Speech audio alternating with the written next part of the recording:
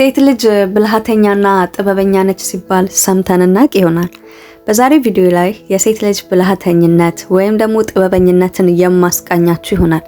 ሴት ልጅ በወንዷ ወይም ደግሞ በባሏ ውስጥ ትልቅ ቦታ የምታኖርባቸውን ትናንሽ የሚባሉ ግን ደግሞ ዲፕሊ ለተረዳው ሰው ትልቅ ዋጋ ያላቸውን ነጥቦች እንዴት አድርጋ ነው በባሏ ላይ በልብ ውስጥ ማስቆጠር የምትችለው የሚሉትን ሀሳቦች የምንቃኝ ይሆናል። ሰላም ጤና ይስጥልኝ ውድ የማርቲ ቤተሰቦች እንዴት ናችሁ? እኔ ፈጣሪ አምላክ የተመሰገነ ይሁን። እናንተም በያላችሁበት ሰላማችሁ ይብዛላችሁ እያልኩኝ ዛሬም በሌላ ሀሳብ ተገናኝተናል።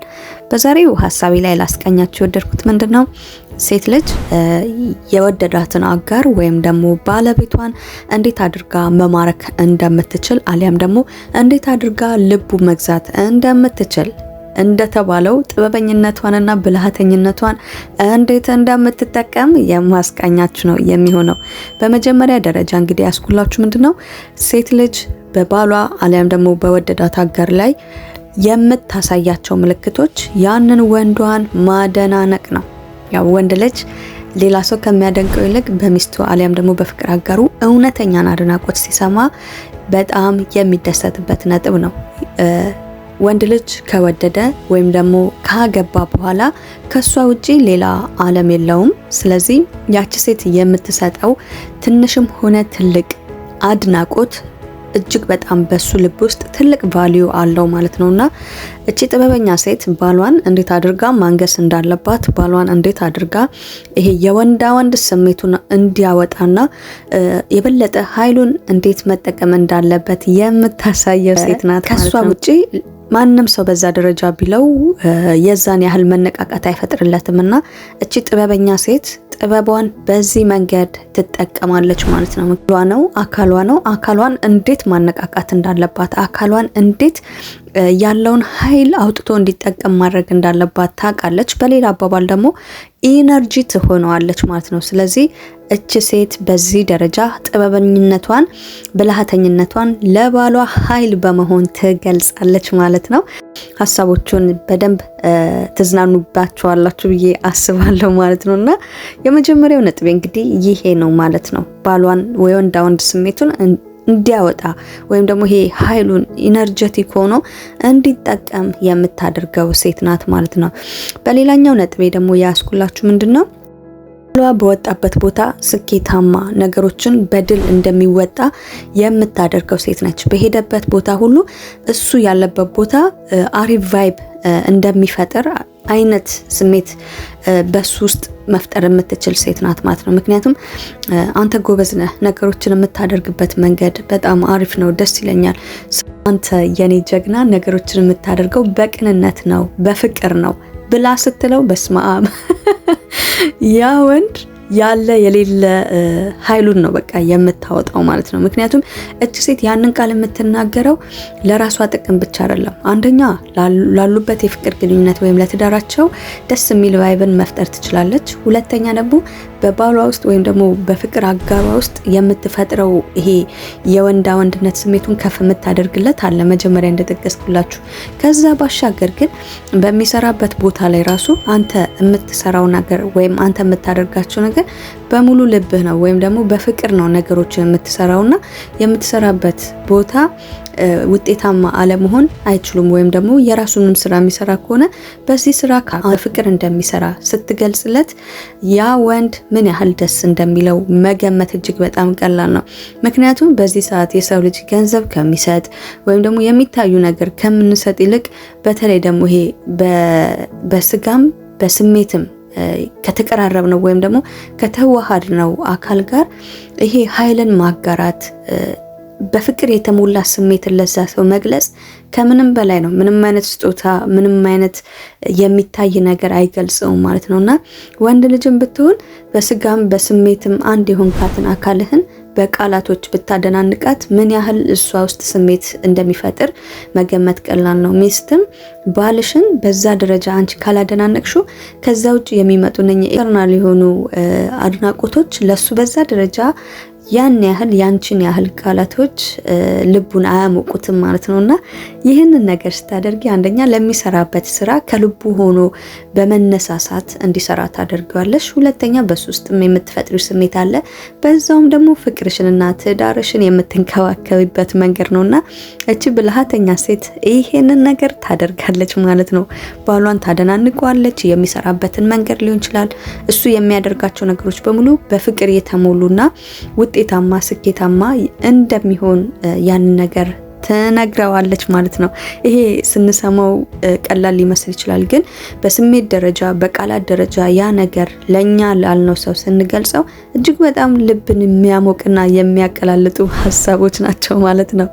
ሌላኛው ነጥቤ ደግሞ ምንድነው? እሱ ስላለው ችሎታ ማድነቅ የምትችይ ለምሳሌ ስለሚያስባቸው ሀሳቦች፣ ስለሚያደርጋቸው ነገሮች፣ ስለሚያወራሽ ስለ ፊቸሩ ሊሆን ይችላልና እነኛ ነገሮችን የሚያይበት የሚያስብበት አንግሎችን ዋው ይሄን ነገር እኮ የምታይበት እይታ እጅግ በጣም ነው ደስ የሚለኝ። ወይም ደግሞ የሆነ ይሄ ፊቸሪስቲክ መሆኑ ነገን የሚያይበት መንገድ አሊያም ደግሞ ስለ ቤተሰቦቹ ላንቺ ያለውን ፍቅር አክብሮት የሚገልጽበትን መንገድ ብታደናንቂ እጅግ በጣም ያንን ባልሽን ማንቃት ወይም ደግሞ በባልሽ ውስጥ እጅግ የሚገርም ቦታ እንዲኖርሽ ማድረግ ትችላለሽ ማለት ነው። ምክንያቱም ወንዶች በዛ ደረጃ ውስብስብ አይደሉም፣ እጅግ በጣም ግልጽ የሆኑ ፍጥር ናቸውና ካንቺ የሚጠበቀው እውነተኛ ቃላቶችን መናገር፣ ግልጽ የሆነ ሀሳብሽን በምታካፊያቸው ሰዓት እጅግ በጣም ነው ደስ የሚላቸው። በእውነተኝነት ስሜት ላይ የተመሰረተ አድናቆት፣ ፍቅር አሰጣጥ፣ እውነተኝነትን ካንቺ ሲያዩ ያ ወንድ አንቺን እስከ ወዳኛው አለመውደድም ሆነ አለማፍቀር አይችልም ማለት ነውና ልጅ በዛ ደረጃ ውስብስብ የሆነ ነገር የለውምና ይሄንን ካወቅሽና ከተረዳሽ ወንድሽን በነኝ ትንንሽ ይመስላሉ፣ ግን ዲፕሊ ስናያቸው ትንሽ የሚባሉ ነገሮች አይደሉም። የገባትና ብስል የሆነች ሴት ነች ይሄንን የምታደርገው።